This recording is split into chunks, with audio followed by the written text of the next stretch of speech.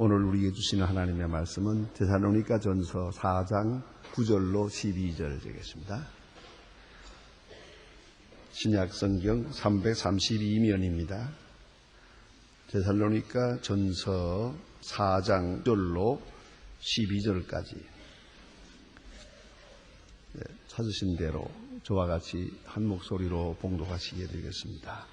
형제의 사랑에 관하여는 이것을 것이 없으면 너희가 친히 하나님의 가르침을 받아 서로 사랑함이라. 너희가 온 마게도니아 곧 형제에 대하여 과연 이것을 행하는도다. 형제가 너희에게 구원을 더 많이 하고 또 너희에게 맹한 것 같이 조용히 자기 일을 하고 너희 손으로 일하기를 힘쓰라. 이는 외인을 대하여 단정히 행하고 또한 아무 궁핍함이 하려 함이라. 아멘.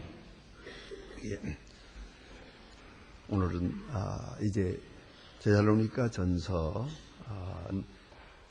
마지막 부분에 가까이 오면서 교리적인 이야기보다는 윤리적인 이야기, 어떻게 믿어야 하는가 하는 보다는 어떻게 믿는 사람은 살아야 하는가 하는 문제에 대해서 말씀해 주고 있습니다. 언제나 무엇을 믿는가 하는 것과 어떻게 살아야 하는 것과 하는 것은 항상 서로 이렇게 마치 원인과 결과처럼 그 종자와 그 열매처럼 이렇게 밀접하게 연결되어 있는 것입니다. 그렇게 하면 그렇게 행하게 되는 것입니다. 그래서 우리는 행한다고 하는 문제만 해놓고 초점을 맞추고 그렇게 행해 보려고 애쓰는 경우가 많은데 그것은 기독교적인 사상이 아닙니다. 바로 믿으면 행하여집니다. 또 그 다음에는 그렇게 하면 왜 우리가 또 이렇게 강조하느냐 하면은 바른 믿음을 찾기 위해서입니다. 이러한 결과가 오지 않았다면 그 믿으면 잘못된 믿음이기 때문입니다. 믿음을 진단하고 믿음을 바로잡기고 믿음의 참 진수를 찾아가기 위해서 우리는 행함을 또한 나가야 하고 이 생활 규범을 깊이 이해해야 하고 이 규범에 맞추어서 우리가 생활해서 진정한 믿음을 확증해 나가게 되는 것이옵시다. 오늘 본문에 보면 먼저 형제사랑이라는 말이 나옵니다. 형제사랑. 이 형제사랑이라는 말을 여기서 본문에 보면은 이것이 우리 가정에 머물던가 이웃에 머무는 얘기가 아니고 심지어는 그 지방 이방 사람까지 그 전체를 놓고 하는 말씀이에요. 유대인이건 이방인이건 예수 믿는 사람이면 다예요. 그런 문화와 민족, 국가 다 넘어서서 그리스도인 간에 나누는 그런 사랑을 형제사랑이라고 표현하고 있습니다. 특별히 이 형제사랑의 뿌리는 어디에 있는고 하니 데살로니가 전서가 전적으로 계속해서 말씀하고 있는 그 내용의 그 주제에 준합니다.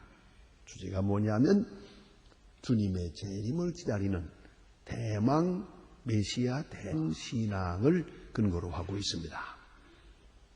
주님이 곧 재림하실 것입니다. 확실하게 재림하실 것입니다. 그 재림하시는 주님을 기면서 그 기다리는 마음이 바로 신앙 생활이요. 그 신앙 생활이 바로 사랑이라고 하는 윤리로 열매를 맺게 되는 것이죠. 여러분 아시는 대로 초대교회 사람들 유무상통했다고 합니다. 내 것을 내 것이라고 하지 않았다고 합니다. 자기의 있는 것을 다 팔아서 갖다 놓은 사도들이 그것을 가난한 사람들이 나누어 주어서 궁핍한 자가 없더라. 여기에 부족한 사람이 없어요. 다 같이 넉넉하게 그렇게 됐다. 다시 말하면 요새 말로 말하면 가장 이상적 분배 행위가 이루어졌어요. 사실 알고 보면 뭐 모자란 게 아니에요. 분배가 잘못돼서 문제죠. 지금도 한쪽에서는 곡식이 썩어 나가요. 도저히 보관을 못해가지고 큰일이요. 한쪽에서는 또 굶어 죽어요. 세상에 이렇게 부조리 할 수가 없죠. 한쪽에서는 먹고 터져서 또 그 다음에는 살 빼느라고 바빠요. 또 한쪽에서는 또 못 먹어서 삐쩍 말라 굶어 죽을 지경이 돼요. 실제로 세상에 이렇게 다를 수가 있습니까? 그러니 결국은 평준하지 못하기 때문이에요. 이것이 바로 어디서요? 사랑으로 이루어져요. 주님의 재림을 기다리는 사람은 이제는 베푸는 사랑이라고 하는 열매를 맺게 되죠. 그것을 한마디로 말하면 형제사랑 이렇게 말하고 있어요. 필라델피아스, 필라델피아, 필라라고 하는 말은 필로스, 사랑이라는 말이고 아델포스, 형제라는 말이에요. 그래서 우리가 이웃사랑하고 형제사랑하고는 다릅니다. 그리스도인의 사랑은 형제사랑이에요. 다시 말하면 인도주의적 사랑이 아니고 가정적 사랑이에요. 그대로 같이 산다고 하는 그런 인간적 차원에서의 사랑이 아니고 이것은 피를 나눈 한 형제라 하는 한 식구라고 하는 그런 의미에서의 사랑이라는 걸 알아야 합니다. 그래서 기독교인의 사랑을 필라다라고 합니다. 이것은 아주 깊은 의미가 있습니다. 왜냐하면 형제 하면 무슨 뜻입니까? 한 아버지란 말이죠.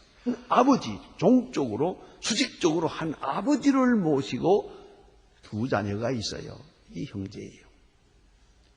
한 아버지의 자녀가 그 뜻이에요. 마치 하나님의 자녀예요. 내가 하나님의 자녀고 저도 하나님의 자녀요. 나도 하나님의 아들이고 저도 하나님의 딸이요.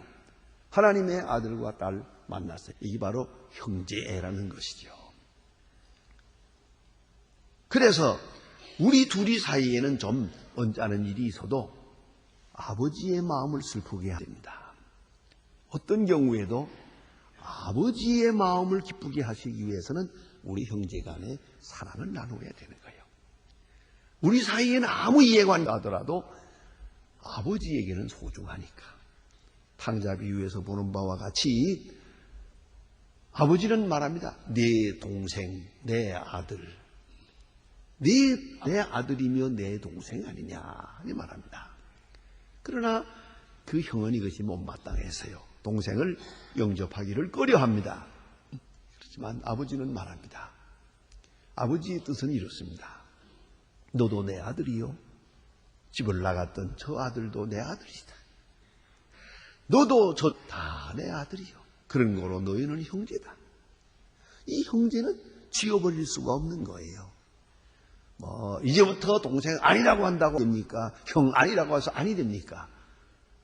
이것은 영원히 절대로 지울 수 없는, 헤어질 수 없고 변질될 수 없는 관계예요. 이것이 형제라는 것이죠. 또 그리스도인으로 볼 때는 한 그리스도로 인하여 구원받았다는 뜻입니다. 다 같이 예하고 다 같이 예수의 피로 죄 씻임 받고 하나님의 자녀가 되었습니다. 우리의 구주, 그 누구도 다 예수 믿고 구원받은 거예요. 그런 의미에서 높은 사람 낮은 사람이 없어요. 다 같이 형제예요. 다 같이 수평적으로 똑같은 이 위치에 있다는 말씀이죠. 우리 교회에서도 그렇습니다. 직분은 달라요. 장로, 집사, 권사, 목사다 그렇지만은 우리 하나님 앞에 다 같은 형제예요. 왜? 다 같이 그리스도로 말미암아 구원받은 사람들이기 때문이죠. 또 하나 있어요. 종말론적인 의미가 있어요. 이 땅에서만 아니라 우리는 하늘나라에 영원히 함께 살아야 될 사람들이에요. 그런 관계예요. 그런 거로 우리는 다 같이 형제라요. 이래서 필라델피아스, 우리는 형제다. 형제애를 말하고 있어요. 형제애를 실천해야죠. 형제애를 확인해야 된다 하는 말씀이죠. 그러면서 서로 사랑하라. 서로 사랑한다. 여기 아가파테 알렐루스입니다. 아가판 알렐루스 달라요. 형제애는 필리아고요. 여기서 서로 사랑한다는 말은 아가페예요. 예수님의 사랑을 받은 사람, 그 사랑을 서로 실천하는 것이죠. 형제애를 넘어서는 그리스도인의 사랑이 여기 있는 것이에요. 자, 우리가 인류애라는 말, 그것만 가지고는 모자라요. 형제애가 돼야 되고, 형제애 가지고 모자라요. 그것이 바로 그리스도의 사랑이에요. 예수님 친히 말씀하시기를 내가 너희를 사랑한 것 같이 너희가 서로 사랑하라. 그때 하신 말씀이 아가파테 알렐루스예요. 아가페의 사랑을 하라. 그러니까 대상이냐, 뭐 어떻게 대하느냐, 나에게 이익이 있느냐, 불이익이 있느냐, 그건 문제가 되질 않죠. 아가페, 예수께서 나를 죽으신 것과 같은 말이죠. 그러한 사랑을 내가 저희에게 베풀어야 돼요. 서로. 이게 서로란 말이 또한 중요해요. 당시에는 계급이 많았거든요. 가난한 자가 부한 자도 많고, 이런 또 인종차별도 많아요. 주인과 노예가 있어요. 이런 복잡한 계급 사회지만 그리스도인에게서는 교회에 나와서 예배드리고 하나님을 찬양할 때는 꼭 같은 거예요. 노예도 주인이요, 주인도 노예예요. 다 형제가 되는 것이죠. 이걸 우리가 꼭 잊지 말아야 합니다. 이 형제된 관계를 크게 생각하고 그 외에 뭐 조금 낮고 높고 크고 작고 그런 별로 중요한 게 아니에요. 뭐 지식이 있고 없고 뭐 그런 중요한 게 아니에요. 가끔 그러지 않습니까? 뭐 결혼할 때들 보니까 뭐 많대요. 요새는 뭐 키가 커야 한다면서 또 그런가 하면은 또 뭐 날씬해야 되고 공부가 좋아야 되고 머리가 좋아야 되고 뭐 IQ가 어떻고 취미가 성격이 어떻고 뭐 굉장히 따지더라고요. 그러나 여러분 살아가면서 보니까 다 소용없어요. 예수 잘 믿으면 돼요. 그리스도인의 성품 외에 더 바랄 것이 아무것도 없어요. 점점 이런 그리스도에서 구원받았다고 하는 그 자체가 점점 크게 느껴지고 그 외에 잘났고 못났고 있고 없고 그건 별거 아니에요. 그건 하만이라는 것을 점점 강하게 느끼게 됩니다. 그래서 서로 사랑하라 그랬어요. 특별히 오늘 중심 말씀 가운데 제 표현이 하나 있는데 하나님의 가르침을 받아 그랬어요. 여기서는 데우스 디다케라고 하지. 데오 디다스코. 대단히 중요한 말씀이에요. 디다스코라고 하는 말이 가르친다, 배운다 하는 그 뜻이 배운다는 뜻이요. 데오라는 말이 하나님이란 말이에요. 그래서 데오 디닥토이 이렇게 말합니다. 하나님으로부터 가르침을 받았대. 그 말은 뭡니까? 하나님을 생각하고 사랑하는 거예요. 하나님을 생각하고 사랑하는 거예요. 여러분 남편을 사랑할 때도 하나님을 생각하고 남편을 사랑하고 아내를 사랑할 때도 하나님을 생각하고 아내를 사랑하는 거예요. 이것이 그리스도인의 사랑이에요. 하나님의 가르침을 받아. 또 있어요. 특별히 하나님의 가르침 받았다는 것은 구체적으로는 하나님의 말씀을 통하여 성령의 감화 안에서 하나님을 알고 하나님과 나와의 관계를 확증하면서 거기서부터 사랑이 이루어지는 거예요. 이것이 하나님의 가르침을 받아 하는 것이죠. 여러분 사람을 보고 사람을 사랑하는 게 아니에요. 하나님을 믿고 하나님을 보고 이웃을 사랑하는 거죠. 심지어는 내 자녀도 하나님을 보고 하나님께 감사하면서 저를 사랑하는 것이지. 저가 내 자식이니까, 저가 똑똑하니까 그런 얘기가 아니죠.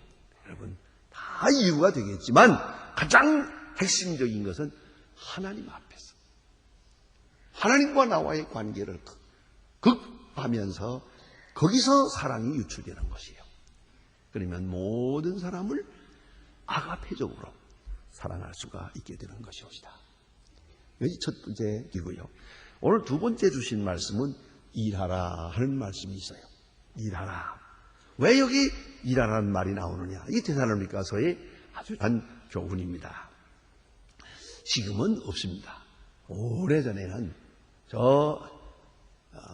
구소련의 크레물린 벽보에 그렇게 있었다고 합니다. 바람벽에 큰 글자로 쭉 써놨는데 일하기 싫은 자는 먹지도 말게 하라.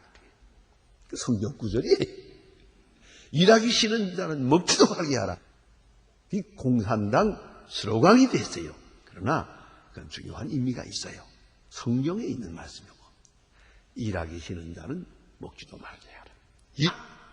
일하라는 말에 그 근본 의도가 어디 있느냐? 여기 있습니다.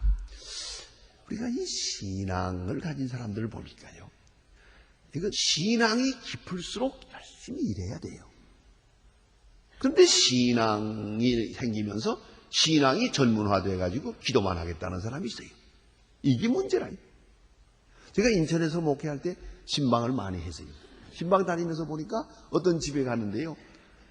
도대체 제가 발 들여놓을 수 없을 만큼 너무 가난하고 어려운데 그 안방에다가 겨울에 안방에다가 콩나물을 키워요. 뭐 공장이 있는 게 아니고 방 안에다가 콩나물을 키우는데 콩나물 시루가 꽉 찼어요. 그리고 저쪽 울목에 요만큼 고기 잠들라고 그래요. 콩나물에 그 비린내나는 콩나물 시루를 가득 놓고 콩나물을 키우고 있더라고요. 그래 이렇게 산다고 그래요. 이걸 키워서 내가 갖다 팔고 산다고. 그래서 내가 그 남편은 어디 갔어? 기도하러 갔죠. 어디서 이상한 사람 교리를 받아가지고 예수님 재림한다고 흰두루매기 하나 입고 산에 올라가 사는 거예요. 그래 그 사람은 뭘 먹고 살아요? 그러니까 우리가 한 달에 한 번 갖다 주지요 그래요. 콩나물 키워서 남편 지닥거리하고 남편은 산에서 지금 기도하고 있는 거예요. 저만 천당 가겠다고. 이게 도대체 이런 이기주의가 어디 있노? 그 남편이 일을 하지 않고 바로 이런 사람 보고 하는 말이에요. 일하라고. 주님의 재림을 너무 초조하게 시한부조 기다리는 거예요. 예? 주님이 오신다는 건 확실해요. 그러면 되지. 내일이나 모레나 아침이나 저녁이나 이런 생각을 한 나머지 일손을 놓아버렸어요. 직업을 잃어버렸어요. 이런 사람들이 있었어요. 그리고는 돌아가면서 말만 피우는 거예요. 이 집에 가서 주님 얘기할 텐데 그 가진 거 다 같이 나눠 먹읍시다. 남의 거 가서 어떻게 먹어요? 다 먹은 다음 또 저 집으로 가서 또 이런 사람들이 있었단 말이에요. 이 데살로니가 교회에 그래서 하는 말입니다. 오늘도 신앙은 곧 생활화되어야 됩니다. 그런데 그렇지 못하고 신앙 자체가 전문화되어 버리면 이래 되는 거예요. 항상 산에 올라가 기도할 생각만 하고요. 직장은 나가지 않고 금식 기도만 하고요. 이거 어떻게 되겠어요? 그래서 성경 공부만 하겠다고 나서 다니고요. 이게 다 문제라고요, 사실은요. 그러니까 오늘 성경 말씀은 일하라 그랬어요. 재림을 기다리는 것도 좋고 주님을 만나겠다는 마음도 좋지만 그 신앙이 바로 사람을 게으르게 만들어도 안 되고 자기가 해야 할 본분을 떠나서도 합니다. 믿는 신앙을 가지고 더 부지런히 일하라. 이렇게 권면하게 되고요. 또 하나는 이 신앙생활하면서 또 생기는 경우가 있습니다. 당시에는 더더욱 그랬습니다. 옛날에는 노예가 있었거든요. 노예는 하루 종일 주인에서 일하죠. 그런데 노예가 예수를 믿었어요. 노예 주인도 예수를 믿었어요. 집에 가서 일할 때는 하나는 주인이고 노예입니다. 매를 맞아가면서 일을 해야 되고 쉬지 말고 일해야 되지요. 그러나 주인이 예수를 믿고 보니까 교회에 와서는 뭐라고 해요? 형제요. 아니 이게 하늘과 땅인데 주인과 노예가 교회에 와서만은 형여하고 서로 악수하고 친교했단 말이에요. 여기서 이 노예가 재미를 보았어요. 집에 가서 일을 안 해요. 당신도 일하구려 형여 이래가면서 아니 교회에서는 형제지만 본질적으로는 형제지만 집에 가서는 주인과 노예예요. 그렇죠? 그런데 일을 안 하는 거예요. 이게 게을러지는 거예요. 뭐 우리 주인이 뭐 그리스도 안에서 다 용서할 텐데 뭐 너 그렇게 사랑해 주겠지 이렇게 된단 말이에요. 내가 사랑을 준 것 좋지만 다른 사람의 사랑을 조건으로 해서 내가 게을러지던가 내가 본분을 다하지 않는 것은 잘못된 것이에요. 바로 문제예요. 여러분, 그리스도 안에서 서로 사랑해요. 그렇다고 해서 아내가 아내 전 도리를 다 안 하고 되겠어요? 제가 올해 한 3, 4년 전에 저 부천에 있는 어느 교회에서 저녁 예배, 여전도회, 남전도회가 뭐 연합으로 헌신 예배한다고 해요. 그래서 가겠다고 했더니 그게 장로님 집사님 두 분이 여기까지 일부러 왔어요. 그리고 제 차를 타고 가면서 차 안에서 설교 주문을 하는 거예요. 무슨 말인지 알아요? 설교 주문 모르시죠? 요렇게 말해주세요. 그거 말이에요. 주문을 하는 거예요. 뭐냐 하면은 이 양반은 남선교회 회장이에요. 자기 부인은 여전 회장이래요. 이 부인은 하루 종일 나다닌다는 거예요. 참기름 팔러 다니고 말이죠. 그거 팔아가지고 전도 만든다고. 아들 둘이 있는데 삼부자가 라면 끓여 먹는 게 일수래요. 그리고 뭐라고 좀 집 좀 살림 좀 제대로 하라고 그러면은 장 믿음이 없나 왜 이 모양이냐. 이랬다는 거예요. 그러니까 날들어 목사님 이번에 오셔서 설교할 때 좀 일하라고, 무슨 설교하라고, 좀 집 좀 돌아보라고 그렇게 좀 해주세요 그래요. 그래서 가서 그렇게 했어요 제가.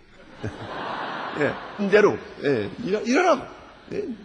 집은 다 비워놓고 돌아다니면서 말이야 전도한다고 다니고 이거 되겠는가 하고 그랬어요. 했는데 오늘 본문에도 사도 바울이 그래서 아니에요. 예수 믿는 것도 좋고 확실하게 사는 것도 좋아요. 그러나 신앙을 빙자해서 자기의 의무를 다하지 않는 것, 그것은 또 다른 죄라는 걸 알아야 합니다.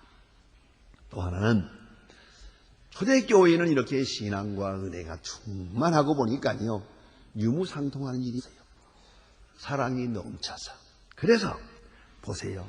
돈 있는 사람들이 집을 팔고 땅을 팔아서 갖다가 교회에다 바치. 교회에서 이것을 없는 사람들에게 나누어 줬어요.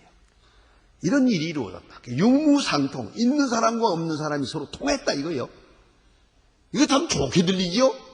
그러나 또 그런 문제가 생깁니다. 그게 뭐냐 하면은 주는 사람은 주어서 좋아요. 주는 기쁨이 있습니다. 그러나 받는 사람은 받다 보니까 거지 근성이 생겨요. 일할 생각을 안 해요. 교회에 등록만 하면 먹고 살겠더만. 그거 뭐 넉넉하더만. 이제 일을 안 하려고 드는 거예요. 문제가 있는 겁니다. 사랑을 늘 받아버릇하면 처음에는 은혜로 받지만 3번 넘어가면 율법으로 받아요. 당연히 받을 것을 받는. 그 다음엔 왜 안 줍니까? 그래요. 여러분 그래 해보세요. 여러분 앞에 와서 옛날에 지금 거지가 별로 없지만 거지들 있을 때 자, 다른 사람들은 10원, 100원 줄 때 나는 1000원을 줬다고 생각해요. 너무 고맙지요. 얼마나 고마워요. 이렇게 정말 목사님은 고맙게 1000원을 주시면 안 되지만 올 때마다 1000원 주다가 그 다음날 100원 주면요. 왜 오늘은 100원이죠? 따지고 들어와요. 이걸 알아야 돼요. 이제 자꾸 받아가면요. 일을 안 하고요. 받는 것이고만 당연한 것처럼 여겨진단 말이에요. 이제 사도 바울은 말합니다. 예수 믿었느냐? 일하라 그랬어요. 여러분 주는 사람은 되세요. 가능하면 받는 사람 되지 마세요. 기도하세요. 하나님 주는 사람으로 살게 해주시고 받는 사람 되지 않게 해주세요. 남의 신세를 져야 하는 그런 사람으로 살지 않게 해주세요. 그거 기도하세요. 그거 기회목이에요. 안 그렇습니까? 담은 얼마라도 내가 주면서 살아야지. 이거 받으면서 사는 거 이거 이래서 되겠냐 말이에요. 받을 수밖에 없는 처지가 되거든요. 또 그래서는 안 되죠. 이거 기도 제목이에요. 사도 바울이 말합니다. 그래서 예수 믿었느냐? 이제 일하라. 다음에 보니까 일하라고 하는 일은 하나님이 주신 사명뿐만 아니라 일 자체가 축복이고 노동 자체에 행복이 있는 거예요. 일하면 것이 혼일만은 아니에요. 사랑하는 마음으로 일하면 행복하고요. 더구나 굳이 할 것이 에베소에 있는 말대로 굳이 할 것이 있기 위해 일하는 사람이라면 더더욱 놀라운 거죠. 내가 성일하기 위해서 돈을 벌어요. 굳이 하기 위해서 돈을 벌어요. 얼마나 아름다운 일이요. 일하는 자체가 즉 행복한 일이 되는 거죠. 세 가지로 권면을 합니다. 첫째가 조용히 하라. 아주 중요한 말씀이요. 예나 오늘이나 같은 교훈이 필요합니다. 일하는 사람이 말이 많아요. 언제나. 일하는 사람도 자랑을 한다고 그러고요. 내가 이런 일을 하노라 나팔 불거든요. 좀 조용히 일했으면 좋겠어요. 우리 교회 일도 그런 분들이 계세요. 뭐 어디 고아원도 가고 어디 가고 일하는 것도요. 꼭 나한테 전화 걸고 가요. 그리고 어떤 분이 그렇게 자꾸 그러고 다니니까 아이고 목사님은 참 그렇지 않았으면 참 좋겠어요. 그래서 내가 한마디 했어요. 그분이 그렇지 않으면 성자 될 거 아니에요. 그런데 여러분 조용히 일하세요. 정말 은밀하게 일하되 은밀하게 부지런히 성실하게 할 것이에요. 하나님만 아시면 되고요. 사람 앞에 좀 떠들면서 일하지 않았으면 참 좋겠어요. 사람 보이는 데서는 하는 척하고 안 보이는 데서는 어디 간지 도망가서 보이지도 않고 이건 안 되는 거예요. 조용히 하라. 그 다음에는 자기 일을 하라 그랬어요. 자기 일. 데살로니가 후서 3장 12절 유명한 얘기죠. 자기 양식을 먹으라. 자기 양식을 먹으라. 탈무드에 이런 말이 있어요. 자녀에게 스스로 벌어먹는 법을 가르쳐주지 않는 도둑질을 가르치는 것과 같다. 굉장히 중요한 말이에요. 스스로 일하는 것을 가르치지 않았다면 도둑질을 가르치는 거나 마찬가지예요. 미안하지만 이제 나이가 드니까 개인 얘기를 하겠습니다. 저희 집은 제가 자랄 때 비교적 넉넉한 집이었어요. 저건 옛날 시골이라는 게 별거. 그래도 전면에 두 번째니까 그만하면 괜찮지. 밥이나 먹는 집인데 그런데도 불구하고 저는 가마니를 짜야 했어요. 제가 가끔 물어봐서요. 아버지, 이 가마니 짜야 몇 푼 되지도 않는데 이거 짜서 팔아야 돈도 안 되고 이거 자꾸 짜라고 그럽니까? 그랬더니 짜야 되니 짜는 거야 이 사람아 그러더라고요. 하루에 8장. 아침에 넉 장을 짜고야 나가 놀다가 저녁에 들어와서 8장을 짜야 됩니다. 만약에 8장을 못 짜는 날이면 벼락이 떨어집니다. 사람을 하고 밥을 먹어야 돼. 그 혼자서 그 기계로 짜는 건데요. 또 그때 어려서 몸도 좀 가벼워서 이게 참 길기가 어려웠어요. 그래도 매달려가지고 그런 걸 짰어요. 또 한 번 아버지가 말씀했기 때문에 내 자존심을 위해서라도 짰어요. 열심히 짰어요. 자, 그런가 하면 많이 가르쳐줬어요, 제가. 사람은 어떤 때 무슨 일을 하는지도 모른다. 주변에 있는 것들 다 가르쳐줬어요. 그래서 주변에 있는 사람들, 시계포가 있잖아요. 시계 수선하는데, 그거 데리고 가서 제가 시계 수선하는 걸 배워서 지금 제가 시계 수선해요. 라디오 이거 만지는 거. 그래서 제가 이 교회 전기니 뭐다 만지는 거예요. 그거 가르쳐줬죠. 재봉 틀도 재봉. 우리 집에 재봉이 있으니까. 그래가지고 재봉 수리하는 거. 제가 만들기는 이 바지까지는 만들어 입었어요. 위에는 못 해봤지만. 할 줄 압니다. 왜? 사람은 언제 무슨 일을 당하는지 모른다. 그냥 정말이요. 그런데 광산에 끌려갔을 때 그 전기 기술을 사용해서 기술자가 됐기 때문에 살아남을 수가 있었어요. 비난 나와 다닐 때 집집마다 다니면서 시계 수리해주고 밥 얻어 먹었어요. 또 그 전기가 얼마나 큰 기술이 아니지만은 이것 가지고 군대에 들어가서 또 제가 통신사가 됐잖아요. 거기서 많이 사용할 수가 있었고 오늘까지 이 교회에서도 사용할 수가 있어요. 제가 라디오나 전축을 제가 조립을 해요. 조립해서 사용했어요. 보세요. 제가 돈이 없어서 한 겁니까? 저희 아버지가 마치 쥐와 같아요. 사람은 알아야 일을 하지 않느냐 이거예요. 멍청한데 무슨 일을 하느냐 그야. 일을 배워야 일을 하지. 일할 줄 알아야 일이 또 생기지. 근데 지가 밥 먹는 재수밖에 없는데 어떻게 일을 하노? 그런 거로 부하건 가련하건 일을 가르쳐야 돼요. 일을 가르치지 않는 것은 도둑질을 가르치는 거예요. 왜?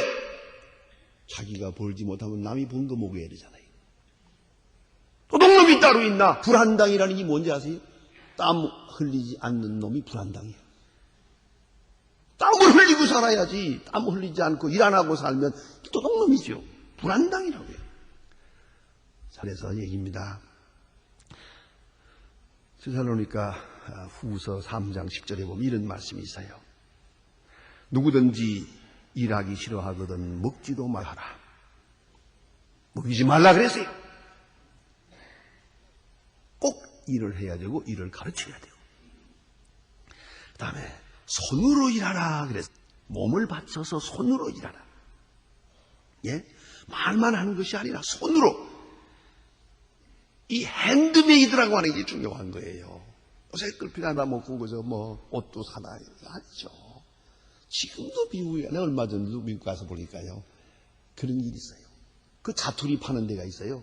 자투리 그걸 사다가 그걸 집에서 또 그리고 그거는 이렇게 재단한 그 종이로 다 팔아요. 재단한 종이를 내가 재단 안 해도 돼요. 다 재단된 종이를 하다. 따라서 자르기만 하면 돼요. 갖다 대고서 그냥 박으면 되는 거야. 이렇게 해서 다 만들어 입어요.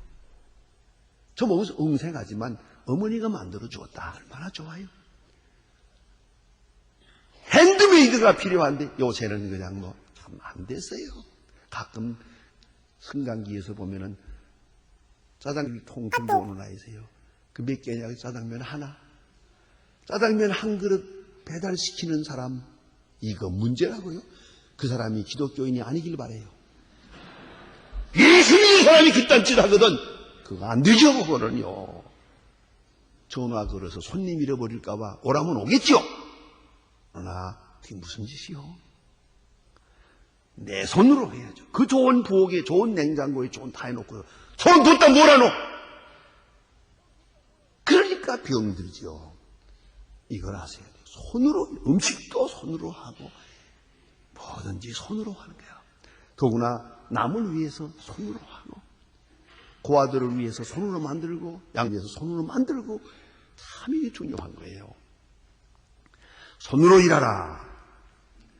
잠언 31장 19절에 보면은 현숙한 여인의 표본을 말하여 손으로 길쌈을 잡으며 그랬습니다.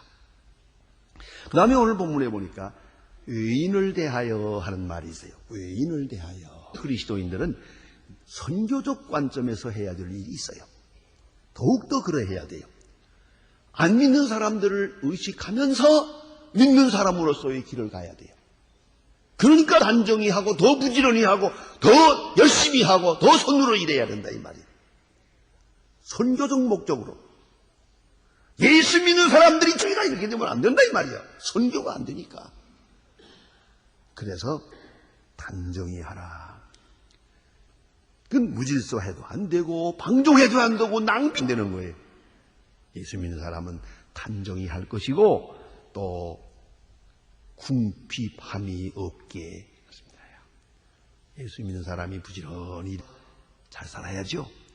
예수 믿는 사람이 못 살면 선교가 안 돼요. 이걸 알아야 돼요.